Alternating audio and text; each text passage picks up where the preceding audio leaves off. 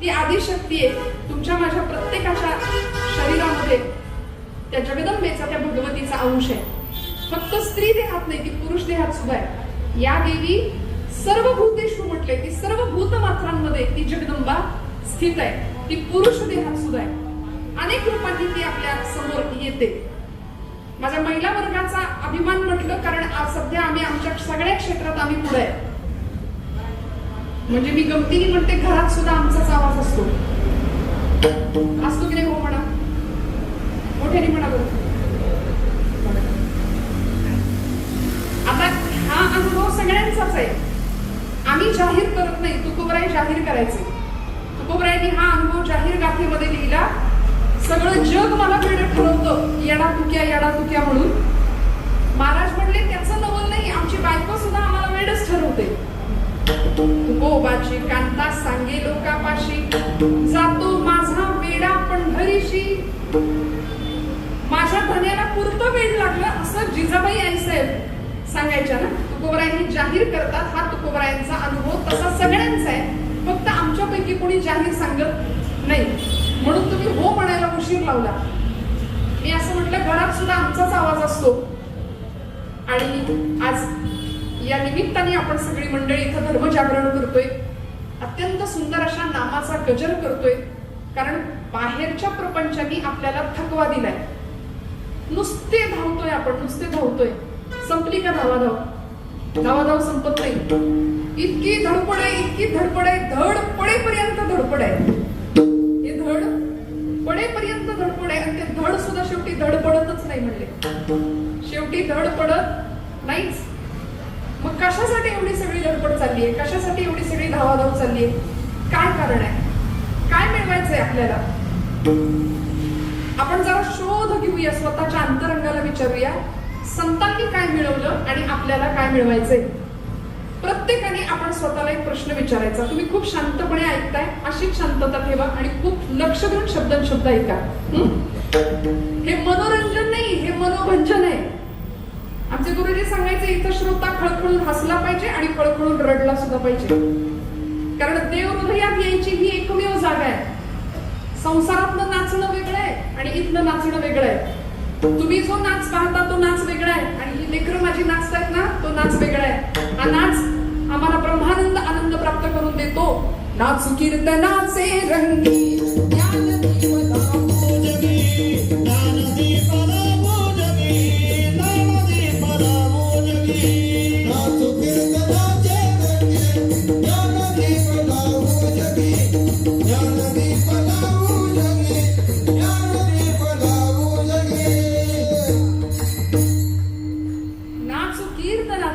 कशामध्ये नाचायचे?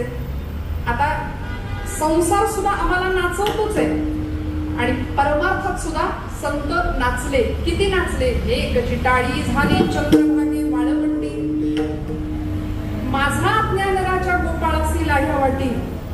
वर्णन केलं, नामदेव कीर्तन करी, पुढे देव नाचे पांडुरंग. जनी म्हणे बोला ज्ञानदेवा अभंग,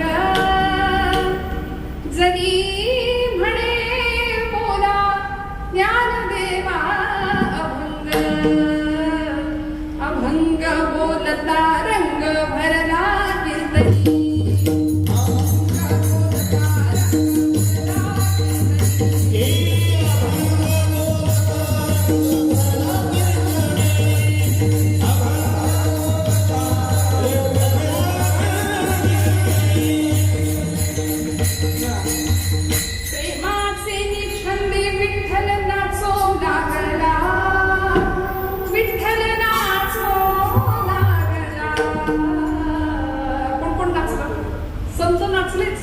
भक्त नाचले, देव सुद्धा नाचला. किती नाचला? नाचता नाचता देवाचा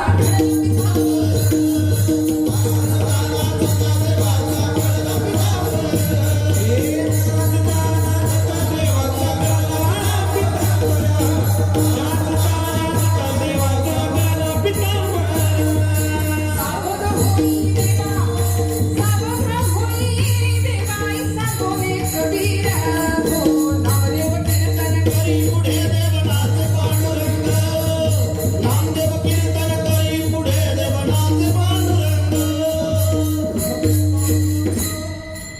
आमची लेकरं डीजेच्या तालावर पाय लगेच थिरकतायत त्यांची. सांगायला लागतं का नाच म्हणून? मिरवणूक निघू दे की गणपतीची. आमची लेकरं त्यात पहिल्यांदा असतात.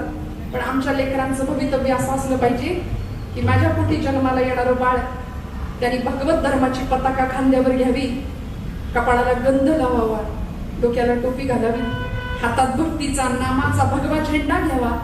अलीकडे लोकांना भगव्याचा खूप त्रास होतोय, अनेकांना त्रास होतो. भगवा हटाव म्हणतायत. 2047 टार्गेट आहे, सगळं हिरवं करायचंय.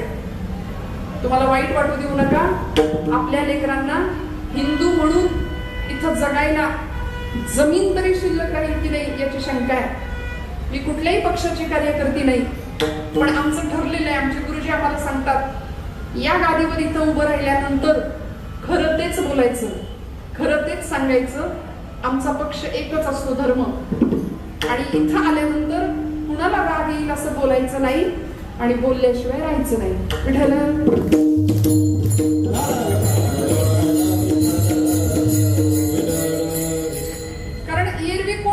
आमचं ऐकतं का? इथं ही जागा आहे आणि ही जागा इतकी महान आहे ना. ब्रह्मीभूत काया होत असे कीर्तनी भाग्य तरी ऋणी देवायसा, समाधीचे सुख सांडा ओवाळून ऐसा या कीर्तनी ब्रह्मरस तुकोबराय म्हणतात. देवाला नारद मुनींनी विचारलं होतं, देवा इमर्जन्सी जर तुला शोधायचं झालं तर तू कुठं सापडशील? तेव्हा देवानी पत्ता दिलाय, मी कुठं सापडेन? माझे भक्त गाती जेथे, नारदा मी उभा तेथे. जेथे कीर्तनाची जागा, तेथे पांडुरंग उभा, तेथे पांडुरंग उभा, तेथे पांडुरंग उभा. जेथे कीर्तनाची जागा, तेथे पांडुरंग उभा, तेथे पांडुरंग उभा, तेथे पांडुरंग उभा.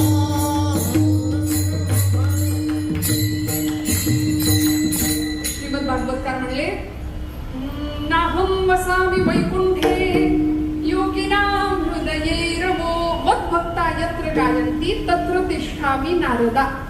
मी वैकुंठात राहत नाही म्हणले. पत्र पाठवून बघा, माणसं जाताना पत्ता देऊन जातात, वैकुंठवासी, कैलासवासी. म्हणले मी तिथे राहत नाही. मग योगिनां हृदये रमो, मी योग्यांच्या हृदयात पण राहत नाही. मग मी कुठं राहतो? मद्भक्ता यत्र गायन्ति तत्र तिष्ठामि नारदा. म्हणून लक्षात घ्या, आता कीर्तन चालू आहे की नाही? आता आई जगदंबा, मुक्ताबाई आई साहेब, साक्षात परमात्मा आपल्या कीर्तनामध्ये आहे. या धारणेने कीर्तन श्रवण करा. सगळ्यात मोठं सुख आपल्याला प्रपंच देत नाही, सगळ्यात मोठं सुख आपल्याला कीर्तन देतो, हा धर्माचा मंडप देतो. आता तुम्ही माना हलवताय, पण मी तुम्हाला प्रश्न विचारते, सांगा खरं सुख नेमकं कुठं आहे? इथं आहे का प्रपंचात आहे? कुठे आहे? आमची तरुण मंडळी थोडस इकडे येताना विचार करतात, आताच कुठं कीर्तनाला जायचं, बघू रिटायरमेंट झाल्यावर नंतर. अनेकांचा समज आहे हे सगळं कीर्तन, उपासना, भजन, नामस्मरण हे रिटायरमेंट नंतर करायच्या गोष्टी आहेत. जेव्हा उठलेलं बसवत नाही, बसलेलं उठवत नाही, काहीच घडत नाही, त्यावेळी अध्यात्म. पण रामकृष्ण परमहंस म्हणायचे, देवाला सुकलेलं फुल चालत नाही. आपण सुकलेली फुलं देवाला घालतो का? टवटवीत फुल घालतो ना, तसा हा देह जोपर्यंत तरुण आहे तोपर्यंत देवाच्या कामी आला पाहिजे. आपल्याकडे तरुण शब्दाची व्याख्या वेगळी करतो. स्वामी विवेकानंद म्हणले, तरुण कुणाला म्हणायचं? तेजस्विता, तपस्विता आणि तत्परता हे 3 गुण ज्याच्याकडे आहेत त्याला म्हणायचं तरुण. बघा, माझे तरुण भावंड इथं आहेत. जो तेजस्वी आहे, जो तपस्वी आहे आणि जो तत्पर आहे त्याला तरुण म्हटलंय. पण आमचं दुर्दैव आहे, आजचा तरुण संध्याकाळ झाली की धरून आणावं लागतं. म्हटलं ना तुम्हाला, ही वास्तविकता आहे आपल्या समाजाची. मग आता तुमच्या माझ्यावर जबाबदारी आहे, येथ वडील जे जे करीती तया नाम धर्म ठेवीती. मी तुम्हाला हसूया म्हणून विनोद अजिबात केला नाही. आता गांभीर्याने घेऊया, आता गंभीरतेने घेऊया. व्यसनाधीनता, भोगवाद आणि चंगळवाद याच्या आहारी गेलेली माझी तरुणाई आमच्या संतांनी सुद्धा पाहिली असेल. जीवन करचळलं असेल, हृदय करचळलं असेल आणि सांगितलं की बाबा रे, आता तरी पुढे हा चिरोपदेश नका करू नाश आयुष्याचा. भगवंतांनी दिलेलं आयुष्य, मानव देह एकदाच आहे आणि तो देह 25 वर्षाच्या मुलांच्या किडन्या फेल आहेत, ब्लड प्रेशर आहे, डायबिटीज आहे, बीपी आहे. मग हे सगळं कशामुळे? लिव्हर खराब आहे. कशामुळे? ज्या वयामध्ये तरणा भाग्यवंत नटे हरिकीर्तनात वारीमध्ये चालणाऱ्या माझ्या एखाद्या तरुण भावंड वारकऱ्याला विचारा काय आनंद मिळतो, तो आनंद स्वर्गापेक्षा श्रेष्ठ असतो. आमच्या महाराजांना विचारा नाद ब्रह्माची ही सेवा करत असताना किती आनंद आहे. स्वरब्रह्म, नाद ब्रह्म, हे सगळं आम्हाला परमेश्वराच्या कृपेने ही सेवा प्राप्त झालीये असं समजूया. आता सुद्धा तुम्ही सगळी मंडळी इथं आलाय, बरोबर, मंदिर भरलं बघता बघता. आणि असं तुम्हाला कोणी जबरदस्ती केली का आधी यायचंच आहे? जबरदस्ती केली का?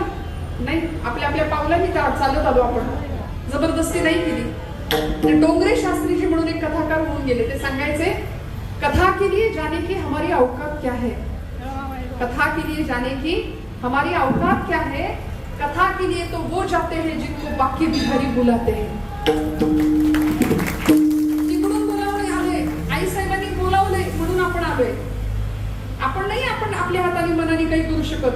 वृक्षाचीही पाने हाले त्याची सत्ता राहिली म्हणता मग कोठे, झाडाचं पान सुद्धा त्याच्या सत्तेने हलू शकत नाही. सगळं करणारा तो आहे हे जेव्हा मनात येतं ना, त्या दिवशी आमची भक्ती सुरू होते मंडळी. त्या दिवशी आम्ही भक्त होतो, कारण आमचं सगळं करते पण आईसाहेबांच्या चरणावर आपण वाहिलेलं असतं. आणि म्हणून सगळ्या संतांनी आम्हाला भगवत भक्ती करत असताना त्या भक्तीमध्ये नेमकं काय असलं पाहिजे. आम्ही भक्ती करतो की करतो, आम्ही उपास तापास करतो, आम्ही व्रत वैकल्य करतो. मंगळवारच्या बऱ्याच मला वाटते सवाष्णी होत्या आज बऱ्याच जणींच्या, बरोबर ना. मग आम्ही हे सगळं करतोय, तीर्थयात्रा करतो, दान धर्म करतोय, नामस्मरण करतोय. मग एवढं सगळं करून सुद्धा आम्ही सुखी आहोत का? आहोत का? नाही. बर, मगाशी एक प्रश्न विचारला होता, खरं सुख कुठं आहे? प्रपंचात आहे, संसारात आहे की परमार्थात आहे? तुमचं काय म्हणणं आहे? परमार्थात आहे. आपलं काय म्हणणं आहे? परमार्थात आहे. प्रपंचात सुख मग सोडायचा, म्हणून म्हटलं जबाबदारीने उत्तर द्या. संसारात सुख, आता बघा, आता परत कन्फ्युजन. तुम्ही मगाशी एवढ्या ठामपणे सांगितलं संसारात सुख नाही. मी प्रश्न विचारला सोडायचा का, तर कुणीच काही बोले ना. मग हे फक्त म्हणण्यापुरतं आहे. संसार दुःख गुळा चहूकडे इंगळ, ही प्रमाण सगळ्यांची पाठ आहे. कीर्तनाला न येणाऱ्यांची सुद्धा पाठ असतं. कधीच कीर्तनाला जो माणूस येत नाही त्याला हे प्रमाण माहित असतं की संसार दुःख मुळ चहूकडे इंगळ, विश्रांती नाही कुठे रात्रंदिन तळमळ. आयुष्यभर तळमळ तळमळ आहे. का माहिती का? म्हणजे तळात मळ आहे, तळात मळ आहे म्हणून तळमळ आहे. तो मळ निघून गेला पाहिजे. तो द्वेष, ईर्ष्या, मत्सर सगळे विकार संपले पाहिजे. जीवन शुद्ध झालं पाहिजे. जीवन शुद्ध झालं पाहिजे. या धर्म मंडपामध्ये खऱ्या सुखाची अनुभूती आम्हाला प्राप्त होते. भगवत भक्तीमध्ये, परमार्थ साधनेमध्ये आम्हाला खरं सुख प्राप्त होतं, संतांना प्राप्त झालं. आणि आम्हाला मिळतं ते सुख नाही, तो सुखाचा भास आहे. असं वाटतं सुख आलं तर ते टिकायला पाहिजे, ते टिकत नाही. मुलगा झाला, मोठा झाला, लाडाकोडात त्याला वाढवलं, नोकरीला लागला, नोकरी लागली, काही दिवसांमध्ये लग्न ठरलं, लक्ष्मीच्या पावलांनी सुनबाई घरात आल्या आणि सुख बघ संपलं म्हणले. हा अनुभव आहे त्यांचा. मी चांगलं बोलत होते की नाही आतापर्यंत. मी आतापर्यंत सुखाच्या गोष्टी केल्या आणि मी म्हटलं पोराचं लग्न झालं आणि सुख, मग राहतंय का सुख? कायमस्वरूपी राहतं. सुखाचं नाणं उचला, दुःखाचा काटा आपोआप त्याच्या मागे चिकटलेला आहे. परवा एक मावशीबाई भेटल्या मला, तुमच्यासारख्याच. त्यांच्या पोराचं लग्न झालं होतं. 6 महिन्यापूर्वी त्यांच्या मुलाच्या लग्नाला मी गेले आणि त्यांना म्हटलं मावशी, आता 6 महिन्यांनी त्या मला समोर दिसल्या, पण लग्नात जो चेहरा होता तो राहिलाच नव्हता 6 महिन्यात. मग मला जाणवलं, मी विचारलं मावशी, लग्नात जो चेहरा होता तुमचा फ्रेश, टवटवीत, सुखी, तसा काही आता राहिला नाही. म्हटलं काय झालंय, बरं चाललंय का सगळं? लक्ष्मीच्या पावलांनी सुनबाई घरात आली, सगळं ठीक आहे का? मावशींचा चेहरा अजून पडला. म्हणल्या काही विचारू नको ग बाई, 6 महिने झाले माझा पोरगा आई आई आई आई करायचा, माझ्याशिवाय त्याचं पान हलत नव्हतं. माझ्या पदराला धरून असणारा माझा पोरगा 6 महिन्यात बदलला. 6 महिन्यात बायकोचा. मी काहीच नाही म्हणलं, कोण म्हणलं? कोणीतरी म्हणलं बाबा, तुम्ही सगळेच म्हणलं. म्हणजे आता हा बेघ्याचा अनुभव आहे की नेमकं काय मला माहिती नाही.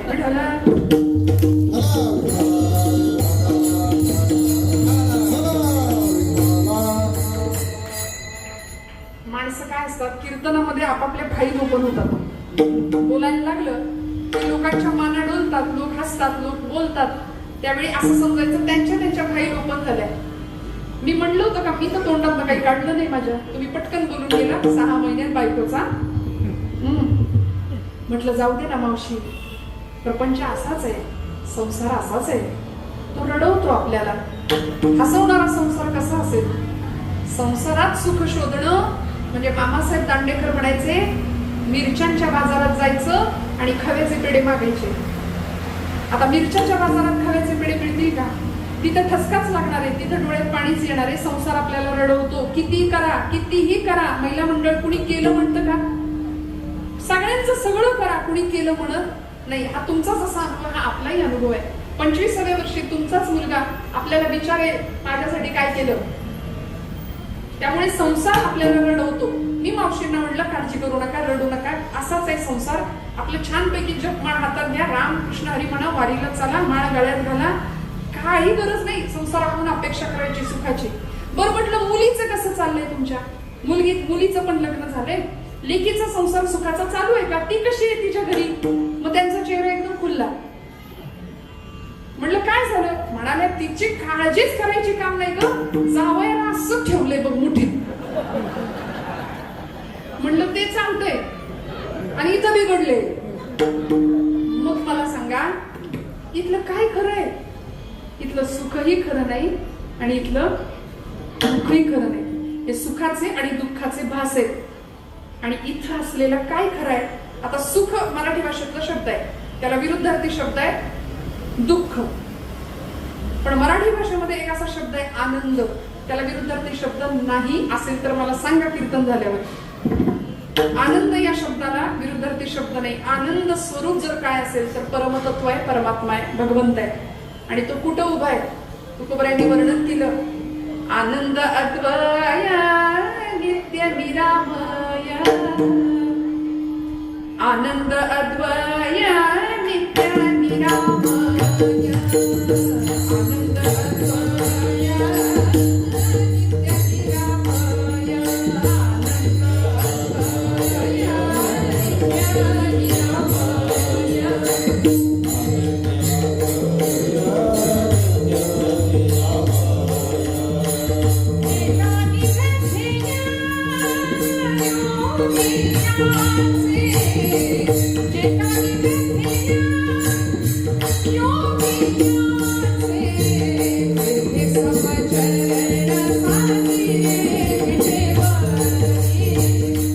निरामय.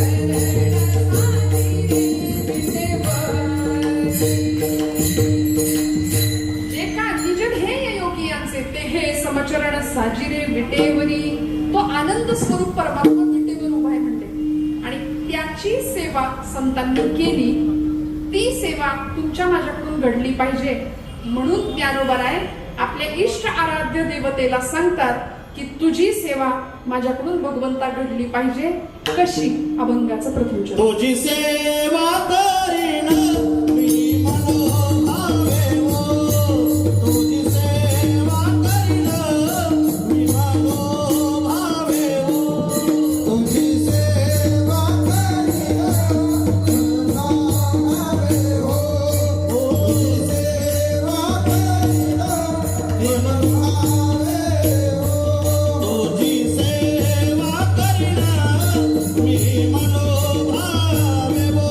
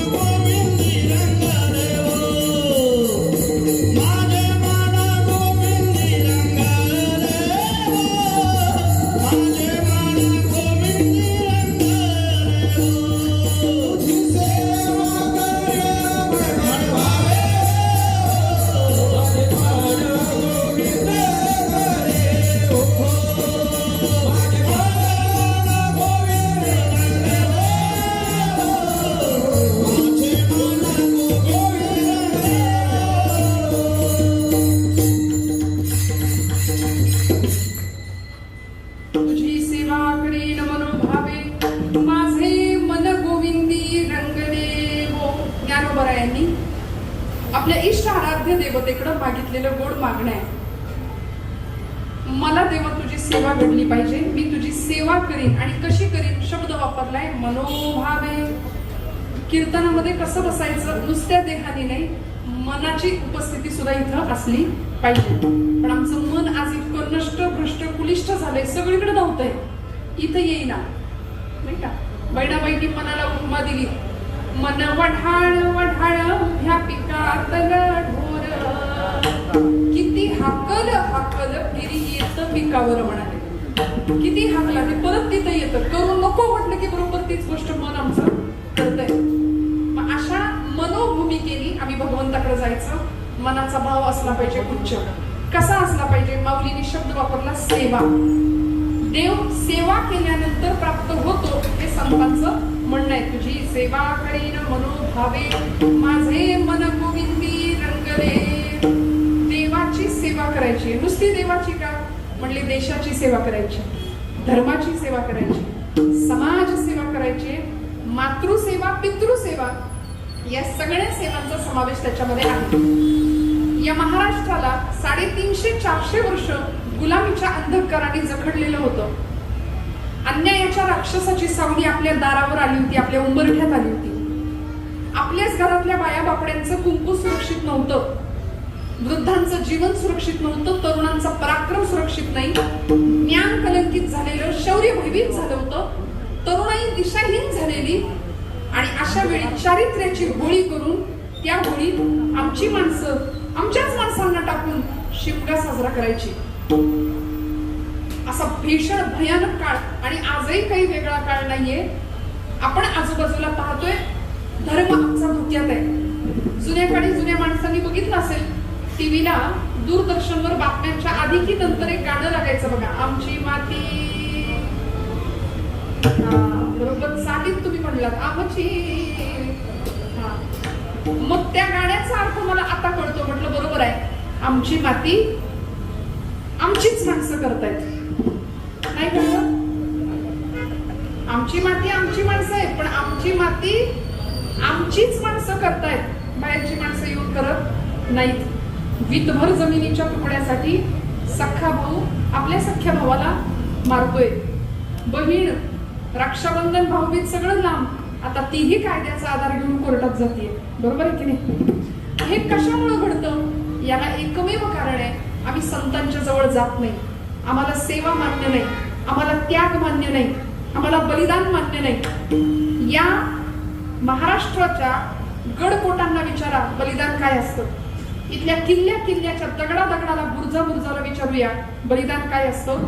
कारण या मातीने रक्त पाहिले, ध्वजासाठी भगव्यासाठी सांडलेलं रक्त पाहिले. आमच्या इथं जन्माला येणाऱ्या प्रत्येक लेकराच्या रक्तामध्ये जशा पांढऱ्या पेशी लाल पेशी रक्तात असतात, WBC RBC, तसं लक्षात ठेवूया, आमच्या घरच्या प्रत्येक लेकराच्या रक्तात, त्याच्या धमण्यात ज्ञानोबा, तुकोबा, छत्रपती शिवाजी आणि छत्रपती संभाजी असले पाहिजे. रक्त सळसळलं पाहिजे आमच्या लेकरांचं. धर्माभिमान जागृत झाला पाहिजे. आणि याकरता सेवेचं महत्व आम्हाला कळलं पाहिजे. आपण आज कीर्तनांचं प्रयोजन करत आहात. या श्रावणाच्या औचित्याने ही सेवा आहे, ही धर्माची सेवा आहे, ही भगवत भक्ती आहे. आणि अशी सेवा आम्हाला आमच्याकडून घडावी अशी ज्ञानोबरायांची अपेक्षा आहे. माऊली कोण आहे? ज्ञानोबराय 16 वर्षाचं लेकरू आहे, पण सगळ्या जगाने आईचा दर्जा दिलाय. आई म्हटलं, माऊली म्हटलं. वारीमध्ये आपण गेल्यानंतर प्रत्येक जण एकमेकाला माऊली म्हणून हाक मारतो. पंढरीच्या लोकांनाही अभिमान, पाया पडे जन एकमेका. प्रत्येक जण एकमेकांमध्ये विठ्ठल बघतो का? म्हणले विटेवरचा देव वाटेवरच्या माणसात भेटतो. प्रत्येक माणसामध्ये आम्हाला पांडुरंग बघण्याची वृत्ती निर्माण झाली पाहिजे. आता सध्या परिस्थिती अशी आहे, पलीकडे सरक म्हणलेलं जमत नाही. राग येतो, ईर्षा, द्वेष, मत्सर या सगळ्या विकारांनी मनुष्य दुःखाला कारण ठरतो. करते पण देवाला द्यायचं नाही. सगळं मी केलं म्हणायचं. आम्ही असे बांधावर उभे राहतो. आणि आमच्या गावात आलेला आमचाच एखादा पाहुणा, या पाहुण्याला काय सांगतो, इथून तिथपर्यंत ते झाड दिसतंय, ती खूण दिसती, तो डोंगर दिसतोय, तिथपर्यंत सगळं माझं. मग ती धरणी माता म्हणते, बाई ग, याचा पण असंच म्हणायचा. तो गेला. याचा आजा पण असंच म्हणत गेला, आजा गेला पणजा गेला, बाप मसणा गेला, आणि देखत देखत नातू पण तूही पैसा झाला. सगळे त्या मार्गाने चालले. मी माझं नाही, परवा पुण्यात एक मोठी गाडी बघितली बरं का. ट्रॅफिक सिग्नलला गाडी थांबली होती, गाडीच्या मागे लिहिलेलं. आता गाडी कुणाची होती काय होती मला माहिती नाही, पण गाडीच्या मागे वाक्य लिहिलं होतं, भाऊंशी वाकडं स्मशानात लाकडं. म्हणलं आता हे भाऊ ही गाडी घेऊन जाणार आहेत वरती, मला सांगा इथलं काहीच आम्हाला नेता येत नाही आणि येताना काही आणलेलं नाही. पांघरशी जरी असला कपडा, येताना अंगावरचं एक वस्त्र सुद्धा घेऊन आलेलं नाही आपण. आणले येशी उघडा चाशी उघडा, कपड्यासाठी करशी नाटक, 3 प्रवेशांचे एक धागा सुखाचा, 100 धागे दुःखाचे, जर तारी हे वस्त्र माणसा तुझी आयुष्याचे, एक धागा सुखाचा. आपल्याकडं बस्ता बांधायचा प्रकार आहे. बस्ता बांधला जातो ना लग्नाच्या आधी, बांधतात ना. काय करतात त्याच्यात? दुकानात जायचं सगळ्यांनी, लाखो रुपयांची खरेदी होते. नवऱ्याकडची नवरीकडची माणसं सगळे एकत्र येतात. काय परंपरा आपल्याला शिकवते बघा. आणि एवढा मोठा तो गठ्ठा तयार होतो. तो गठ्ठा तयार झाला की दुकानदार ती सगळे कपडे एका वस्त्रात बांधून देतो. आणि ते वस्त्र कुठल्या रंगाचं असतं? बरोबर आहे ना? पांढऱ्या रंगाच्या कपड्यामध्ये सगळी तुमची रंगबिरंगी कपडे बांधून घरी येतात. जणू काही आमची संस्कृती आम्हाला शिकवते, आयुष्यभर अनेक प्रकारचे रंगीत कपडे घाल, पण जाताना तुला या पांढऱ्या रंगात जायचंय. आणि त्या रंगाला, त्या कपड्याला खिसा नसतो. लाख कमाओ हिरा चांदी सोना मोती, लेकिन कफन को कभी जेब नहीं होती म्हणले. असते का? खिसा असतो, भरून नाही देता येत. मग कमवायचं काय आणि कुणासाठी, कशासाठी? तुकोबरायांना विचारा. सेवा केली तुकोबरायांच्या पिढ्यांनी. महाराज म्हणतात, माझ्या वडिलांची मिराशी घ्या देवा, तुझी चरण सेवा पांडुरंगा. आमची थोडी थोडकी नाही, 8 पिढ्यांची परंपरा आहे. महाराज म्हणतात 8 पिढ्यांपासून आम्ही विठ्ठल भक्ती केली. बोललो बा असे पांडुरंगा समोर आले, सेवा इतकी केली की त्याचं फळ देण्याकरता देव तयार असायचा. महाराजांचे वडील बोल्लोबा आणि आई कनकाई, बोल्लोबा असे पांडुरंगाच्या समोर येऊन उभे राहिले ना. पांडुरंग विटेवर उभा, कटेवर हात, मान खाली घालायचे देव. देवानी मान खाली घातली की तिकडून आईसाहेब विचारायच्या, का हो मान का खाली घातली? पांडुरंग म्हणायचे, बघितलं नाही का सावकार दारात आलाय. आणि सावकार दारात आला की कर्जदारांनी मान खाली घालायची असते. हे नामाचे सावकार आहेत सगळे. यांनी इतकी सेवा केली माझी की आता मी यांचा कर्जदार झालो, मी यांचा ऋणईत झालो. दिवाळखोर नारायण त्याला बहुतांचे ऋण. तुकोबाई अशा घरात जन्माला येतात. देव तुकोबांच्या मागे लागतो. देवा तुकोबा काहीतरी मागा, मला काहीतरी मागा. महाराज म्हणले, देवा मला काहीच नको, तरी सुद्धा माझ्या इच्छेकरता काहीतरी मागा. महाराज म्हणले, देवा तू काय मला देणार? माझ्या वडिलांची मिराशिगा देवा. अरे सर्वसामान्यपणे प्रापंचिक माणसं आपल्या पोरांकरता सगळं जमवून ठेवतात की नाही? हो म्हणा. काय काय जमवले? आता तुम्ही म्हणता येईल तर सांगू का काय आम्ही तुम्हाला? सगळं बँक बॅलन्स असतो. गुंठ्यावर आम्ही थांबतो का? गुंठ्याचे एकर झाले पाहिजे. यंदा घर बांधलं, बंगला बांधला तर गज वरती शिल्लक ठेवतो, पुढं मागं चढवू, लेकरं चढवतील पुढं, नाही का? आम्ही सगळं जमवून ठेवतोय. पहिला पै सगळं सगळं जमवतोय आम्ही. संसार या शब्दाचा खरा अर्थ आहे सार. संसार म्हणजे सारायचंय बाजूला, आणि आम्ही उलट करतो, आम्ही गोळा करतो, त्याला संसार म्हणतो. बरं का? हे सगळं गोळा करून आपण ठेवतो. कुणासाठी? आपल्या पुढच्या पिढ्यांसाठी. आपण आपल्या पुढच्या पिढ्यांना संपत्तीचा वारसा देतोय. मिरास हा शब्द महाराज इस्टेट या अर्थाने वापरतात. आम्ही इस्टेट त्यांना जमा करून देतोय. 7 पिढ्या बसून खातील, एवढं छान कमवून ठेवू, पुढच्या पिढीची ददात संपू द्या. त्यामुळं केलेल्याची किंमत राहत नाही. वडील कष्ट करून कमावतायत आणि पोरगा व्यसनात सगळं घालवतोय. ही चित्र आहे, ही परिस्थिती. मग करायचं कशासाठी? कुणासाठी? तुकोबराय म्हणले, तुम्ही संपत्तीचा किंवा संपत्तीचा सातबारा आपल्या पुढच्या पिढ्यांना देता आम्ही आमच्या वाडवडिलांनी संपत्तीचा नाही परमार्थाचा सातबारा आम्हाला दिलाय. आम्हाला आमच्या पिढ्यांना परमार्थाचा सातबारा देता यावा याकरता माझ्या वडिलांची मिराशिका देवपुरे अभिमानाने सांगतात की आम्ही तुझी सेवा केली देवा, सेवा केली. या देशामध्ये सेवेची परंपरा आहे. मावळ्यांनी छत्रपतींची सेवा केली. ज्या काळामध्ये छत्रपतींच्या जन्माच्या आधी सुद्धा गुलामगिरीची अवस्था आहे, आपल्याच घरातल्या बाया बापड्यांना डोळ्यात देखत ओढून नेलं जात होतं, अब्रू लुटली जात होती. कित्येक ब्राह्मणी गुजरणी भ्रष्टविल्या, किती एक देशांतरा त्या विकेल्या, किती एक हाल होऊन मेले. अशी विलक्षण परिस्थिती, गुलामीचा अंधकार. आणि त्या अवस्थेमध्ये महाराष्ट्रातल्या सगळ्या साधू संतांनी 3.5 शक्तीपीठांकडं आई जगदंबेकडं गारण घातलं होतं. बये बये दार उघड आणि आता आमच्या सेवेला हो म्हण, तत्पर राहा. आणि आई जगदंबेसाठी प्रार्थना केली. दार उघड बया, आता दार उघड बया, दार उघड बया, आता दार उघड बया.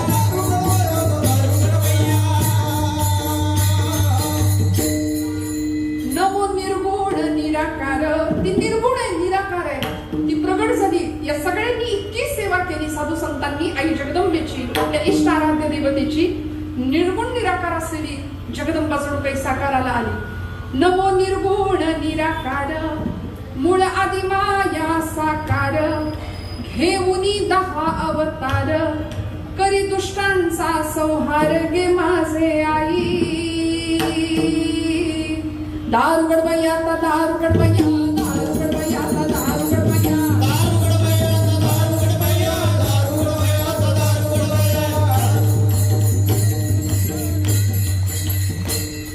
जणू काही जगदंबेने प्रगट व्हावं.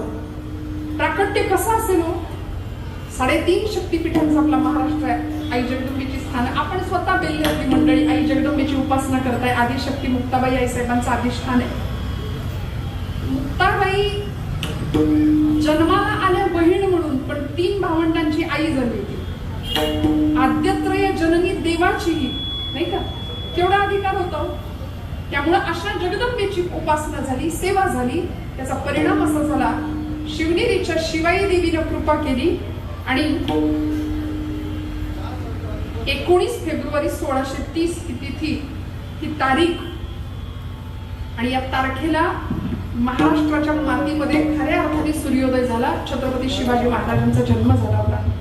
सकल सौभाग्य संपन्न वज्रचुडे मंडित आईसाहेब जिजाऊ माता जणू काही आई जगदंबेची पूर्ण कृपा झाली आणि छत्रपतींनी आपल्या मातेचं अनुकरण करत, आपल्या मातेचं मार्गदर्शन घेत घेत नुसतं अंगावरचं दूध नाही तर दुधाबरोबर उच्चतम मूल्य प्रदान करणारी ती माता महाराष्ट्राच्या मातीनं पाहिली. आणि या संस्कारांचं प्रतीक म्हणून छत्रपतींचा उदय आणि महाराष्ट्राला 6 जून 1674 रोजी रायगडाच्या मातीमध्ये 32 मण सोन्याचं सिंहासन सजलेलं या महाराष्ट्राच्या मातीने पाहिलं. अभिमानास्पद गोष्ट आमच्या महाराष्ट्राने आमच्या मातीने पाहिली. ज्ञानोबरायांपासून तुकोबरायांपर्यंत सगळ्या संतांनी देवसेवा केली, देशसेवा केली, धर्मसेवा केली. तुझी सेवा करीन मनोभावे ज्ञानोबराय सांगतात. माझे मन गोविंदी रंगले, माझं मन गोविंदाच्या चरणावर रंगले. आता माऊलींचं म्हणणं हे, आपलं मन कुठं रंगतंय? आपलं मन कुठं रंगतं जास्त? संसारात रंगतं ना. मी मगाशी विचारलं सोडायचं का? नाही सुटत. एका मावशीला विचारलं येतं का कीर्तनाला? नाही म्हणल्या बाई, संसारच सुटत नाही. वारीला येतं का? संसारच सुटत नाही. जणू काही यांच्या वाचून काही पानच हलत नाही कुणाचं. असं नाहीये. आपण पंचतंत्रामध्ये जुन्या काळी गोष्टी सांगितल्या जायच्या, त्याचं प्रमाण तुकोबराय गाथेमध्ये सांगतात. ती गोष्ट अशी, एका राजाने एक माकड पाळलं होतं बरं का.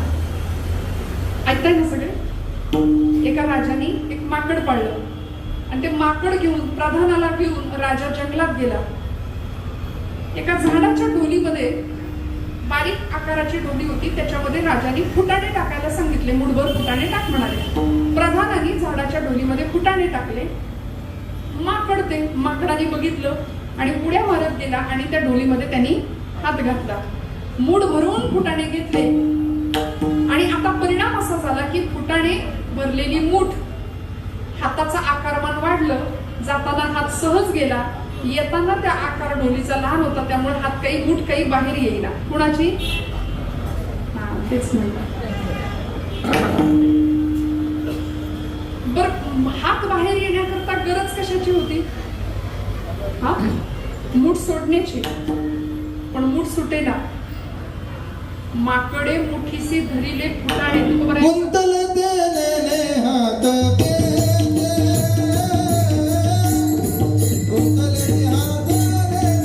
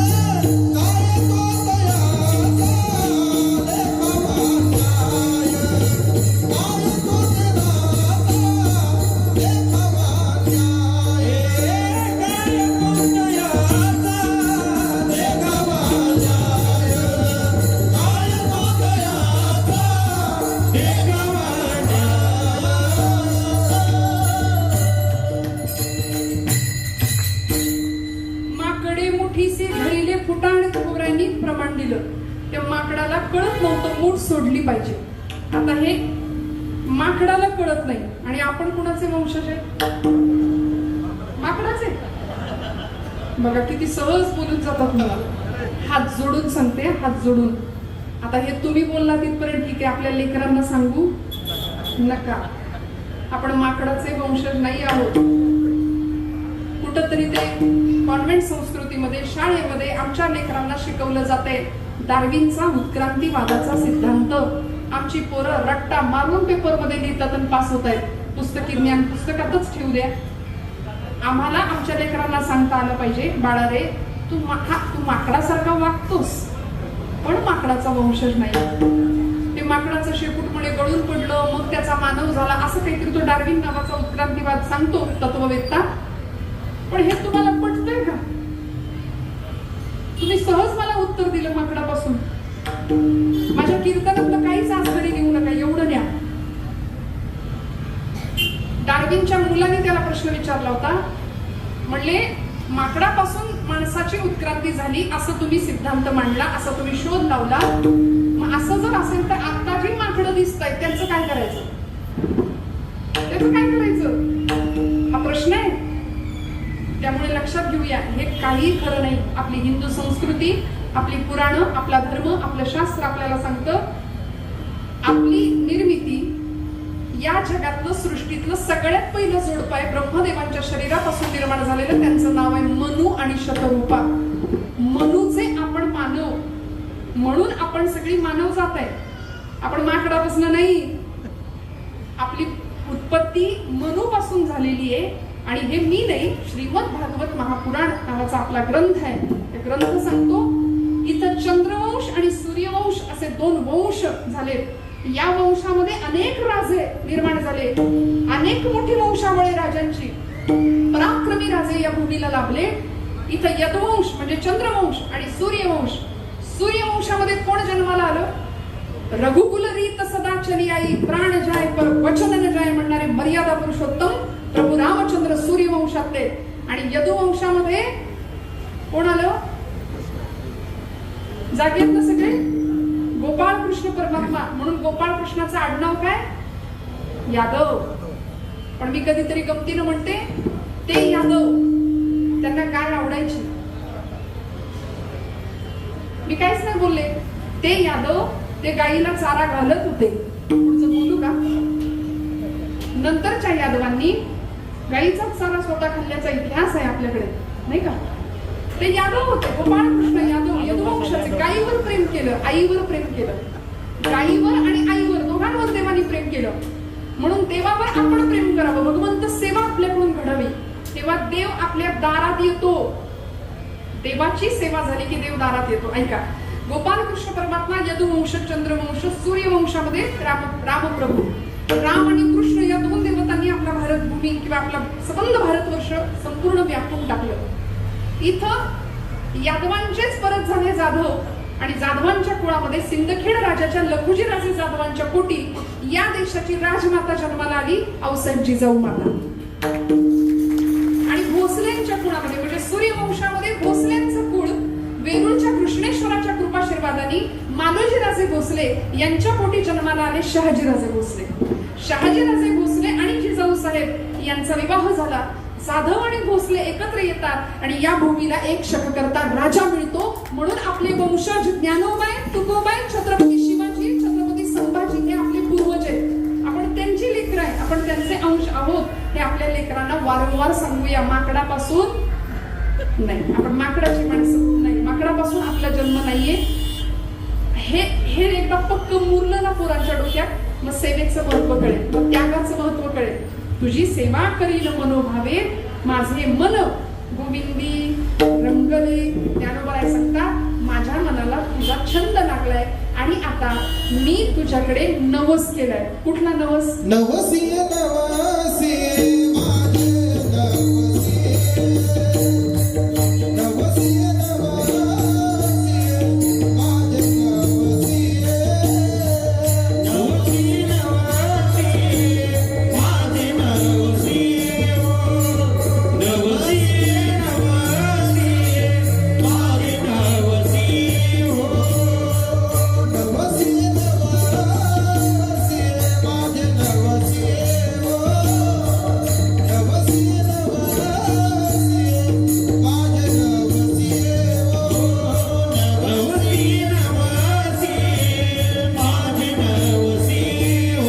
नवसी, नवसी नवसी माझे नवसी.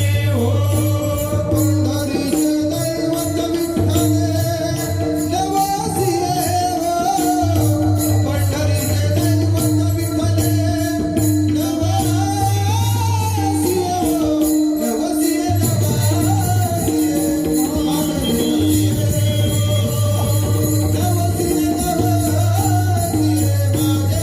विठ्ठल नवसी, पंढरीचे दैवत विठ्ठल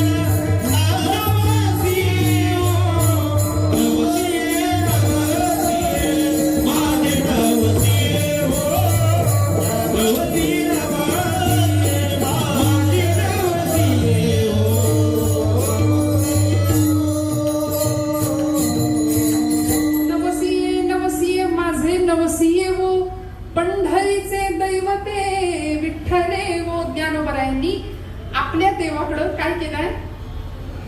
जागेत ना सगळे? नवस केलाय. आपण करता का नवस? व्यवहारात नवस करायची आपल्याकडे पद्धत आहे. आई जगदंबेकडे आपण करता की नाही नवस? मला माहिती नाही इथं आहे की नाही प्रथा. कोकणात जर आपण कधी गेला तर नवसाला अजून एक आता महाराष्ट्राला काही नवस नवीन नाही, नवस करतो. कौल लावणं असा एक शब्द आहे. कौल, उजवा कौल, डावा कौल, नाही का? एक जण गेला अंबाबाईच्या देवळात कोल्हापूरला आणि त्यांनी देवीच्या अंगावरचे अलंकार पूजा पाहिली, दागिने पाहिले आणि मनामध्ये मोह निर्माण झाला. तो त्यांनी नवस केला देवीला. म्हणला, देवी तुझ्या जर गळ्यातला हार मला मिळाला तर माझ्या प्रपंचाची सगळी ददा संपेल. असं कर. उजव्या बाजूचं फूल खाली पडलं तर मी असं समजेन तू उजवा कौल दिला, म्हणून तुझ्या गळ्यातला तो हार प्रसाद म्हणून घ्यायचा. आणि डाव्या बाजूचं फूल खाली पडलं तर मी असं समजेन तुझ्या गळ्यातला हार काढून घ्यायचा.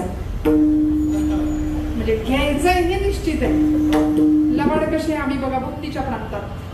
परमेश्वराने आमचं सगळं चांगलं केलं की देवाचे आम्ही भक्त आहे. सुखात भगवंत आठवत नाही, दुःख आलं की आम्हाला परमेश्वर आठवतो. असे भक्तीच्या प्रांतामध्ये आम्ही प्रापंचिक लबाड आहे.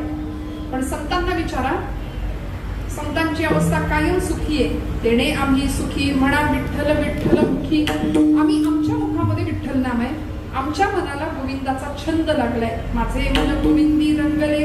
आणि म्हणून ज्ञानोबा म्हणतात मी तुझ्याकडे असा नवस करतोय पांडुरंगा की त्या नवसाला तू पाव. कुठला नवस केलाय? आता ज्ञानोबरायांचा नवस आहे. काय मागितलं असेल?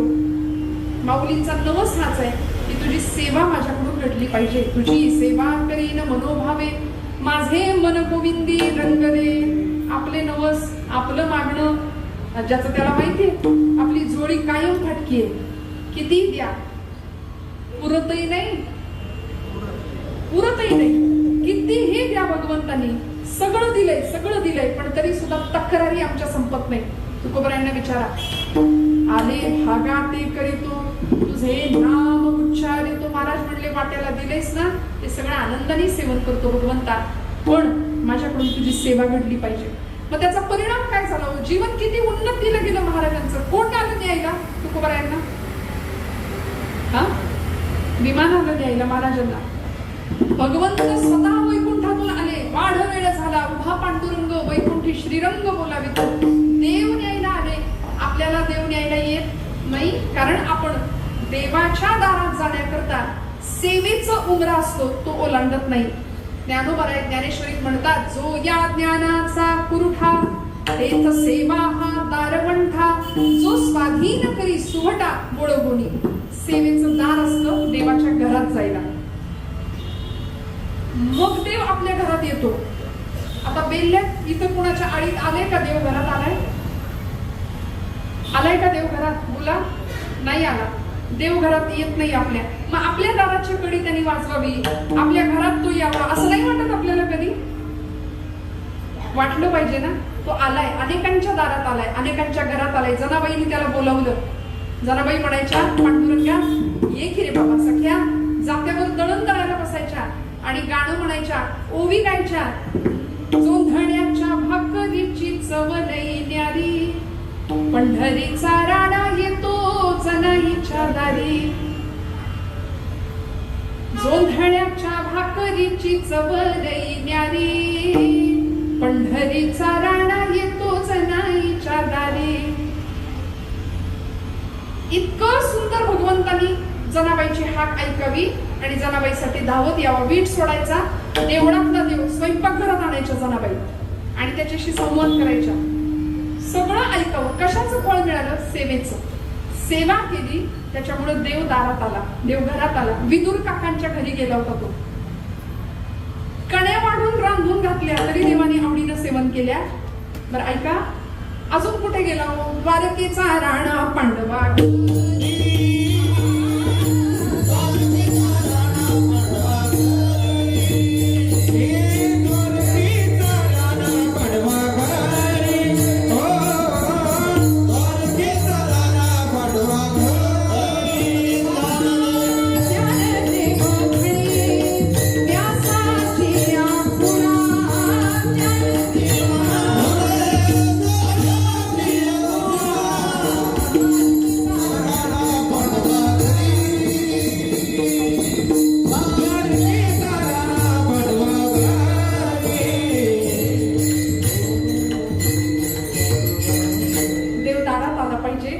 त्याकरता आपण सुद्धा सेवेचं दार, सेवेच्या उंबऱ्यात गेलं पाहिजे. मग कसली सेवा करायची? पुंडलिकानं काय केलं असं वेगळं? त्यांनी माता पित्यांची सेवा केली. बरं का, मी असं नेहमी माझ्या एखाद्या तरुण भावंडाला नेहमी सांगते, तुला नाही पंढरपूरला जायला जमलं, तुला नाही वारी करायला जमली, तुला नाही तासन तास देवासमोर जाता आलं, भजन करता आलं, तर एक कर.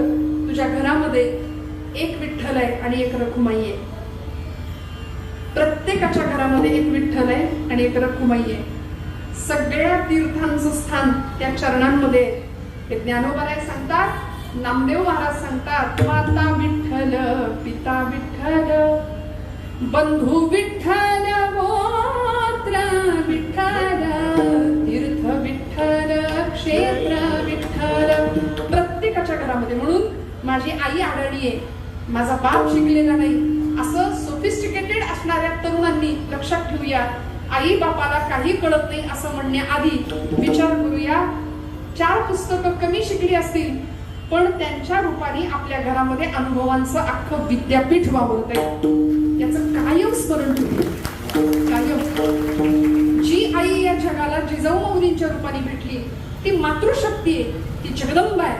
म्हणून पुंडलिकाने माता पित्यांची सेवा केली आणि परिणामी पांडुरंग वेडा झाला. 28 युग विटेवर थांबायची तयारी त्याने ठेवली.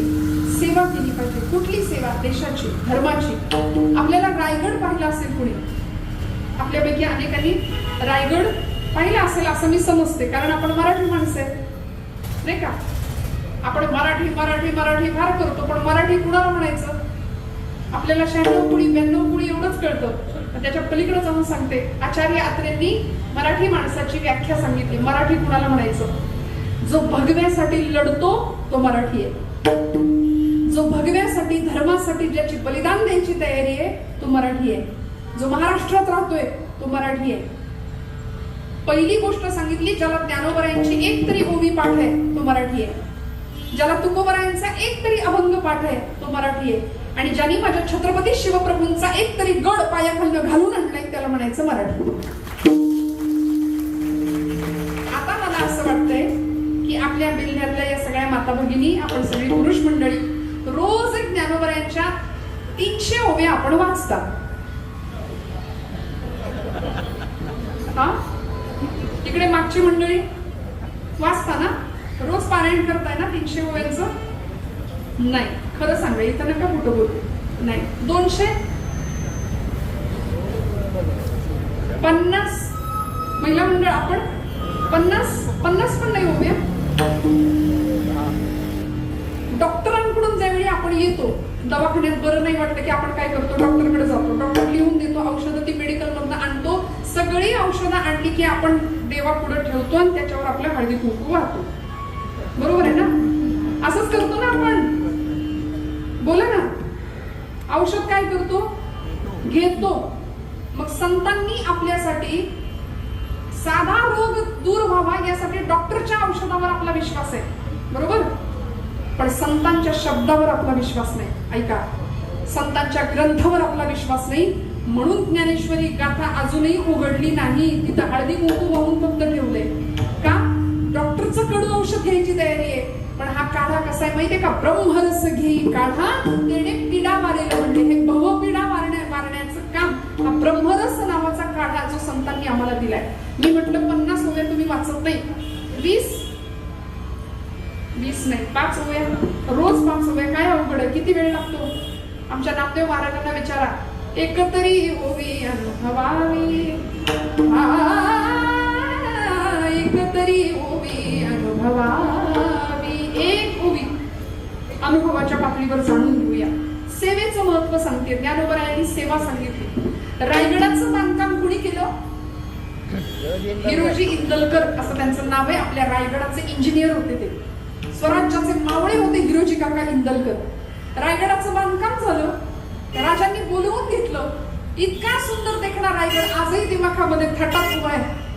अनेक गोळे त्यांनी तोफेचे झेलले असतील बुर्जावर, पण रायगड माझा दिमाखात आहे. या हिरोजी काकांनी ज्यावेळी रायगडाचं बांधकाम केलं त्यावेळी शिवाजी महाराजांनी त्यांना बोलवून घेतलं. म्हणले, काका काय बक्षिसे देऊ तुम्हाला? तुम्ही मागाल ते देतो. सगळं मागता आलं असतं. पण हिरोजी काका काय म्हणले माहितीये? राजा, काय बी नको, काही नको. द्यायचंच असेल तर एक द्या. तुझी सेवा करीन मनोभावे, माझे मन गोविंदी रंगले. मला तुमची सेवा घडली पाहिजे आणि सेवेची पायरी द्या म्हणले. कुठली पायरी? मला काही नको म्हणले. बांधकाम पूर्ण झालं की गडाच्या पायथ्याशी एक चिरा बसवतो आणि त्या चिऱ्यावर नाव लिहितो, सेवेचे ठाई तत्पर हिरोजी इंदलकर. याला म्हणायचं सेवा. आजही तुम्ही कुणी रायगडावर गेला तर ती पायरी आपल्याला दिसते. आणि हिरोजी काकांची सेवा आपल्याला दिसते. इथं धर्मासाठी मरणारी माणसं होती, त्यागासाठी बलिदान देणारी माणसं होती. देव, देश आणि धर्म ही त्रिसूत्री जगाच्या या सगळ्या व्यवहारामध्ये ज्यांनी सांभाळली असे संत, असे क्रांतिकारक, असे देशभक्त, असे महापुरुष, या सगळ्यांना आमच्या लेकरांनी पुढे समोर ठेवावं आणि आपलं जीवन क्रमित करावं ही ज्ञानोबरायांची अपेक्षा आहे. म्हणून नवसिये नवसिये माझे नवसिये पंढरीचे दैवते विठ्ठले व ज्ञानोबरायांनी केलेला हा नवस आपल्यालाही असा नवस करता आला पाहिजे. मंडळी, आपलं काय आहे, कुणाच्या घेण्यात नाही, कुणाच्या देण्यात नाही. धर्माचं तिकडं वाटोळं का होईना, जगाचं तिकडं काही का होईना, आम्हाला कशाचं काही पडलेलं नाही. आम्ही आमची लेकरं, आमचा प्रपंच, आम्ही सुखी राहिलो बास. पण याला आत्मकेंद्री म्हणतात वृत्ती. आमचं या जगाची, मातीशी, देशाची काहीतरी घेणं देणं आहे. या भावनेने आमचा व्यवहार झाला पाहिजे आणि याचंच नाव परमार्थ आहे. परमार्थ दुसरा काही नाही. तासन तास भजन जमलं तरी चालेल, पण अंतरंगातला देव, प्रत्येकाच्या अंतरंगात असलेला विठ्ठल आम्हाला दिसला पाहिजे. आमचं बोलणं असं असलं पाहिजे की समोरच्याच्या हृदयातला विठ्ठल डोलला पाहिजे. डोलतो का? नाही डोलत. आमचं बोलणं बघा, शब्दाची जखम भरून नाही निघत. शस्त्राची जखम लगेच निघते, पण शब्दाची जखम वर्षानुवर्ष भरून नाही निघत. म्हणून आपल्या शब्दानी, आपल्या वाणीनी कुणाचंही अंतःकरण दुखवण्याचा आपल्याला अधिकार नाही. कोण्याही जीवाचा नघडो मत्सर वर्म सर्वेश्वर पूजनाचे हे तुकोबराय पूजा सांगतात. अशी पूजा, अशी कर्म पूजा आम्हाला बांधता यावी. मग आमचाही नवस ज्ञानोबराय, तुकोबराय, पंढरीश पांडुरंग परमात्मा आणि आईच्या साहेब जगज्जननी मुक्ताबाई मान्य करून घेतील. असा आगळा वेगळा नवस ज्ञानोबराय आम्हाला करायला सांगतात. तुकोबरायांना सुद्धा मागणं मागायला सांगितलं. तुकोबराय म्हणले, ह्याची दान दे गा देवा, तुझा विसर न व्हावा. आता हे महाराज म्हणतात, पण आम्ही म्हणतो ह्याची दान दे गा देवा, लाखभर रुपये पगार व्हावा, जमल्यास इन्कम टॅक्स बुडवता यावा. हे आमचं असं स्वार्थी मागणं आहे बघा. सगळं आम्हाला प्रपंच सुखाचा पाहिजे, आम्हाला सगळं पाहिजे, पण भक्ती नको, अध्यात्म नको. आमच्या जीवनाचं बेसमेंट जर अध्यात्म असेल ना, तर आमच्या जीवनामध्ये कितीही आदळआपट झाली, माझ्यावर विश्वास ठेवा, आपलं मन स्थिर राहायला अध्यात्म मदत करतं. म्हणून आमच्या लेकरांना, आमच्या पुढच्या पिढीला उत्तम व्यासंग, उत्तम सत्संग, एक वेळ पंगत चुकली तरी चालेल, पण संगत चुकता कामा नये. संगतीनं माणूस अधोगतीनं गेल्याशिवाय कुसंगतीही राहत नाही. म्हणून असा नवस आमच्याकडूनही भगवंताकडे जावा. तुझी सेवा करी न मनोभावे, माझे मन गोविंदी रंगरे विठोबा रखू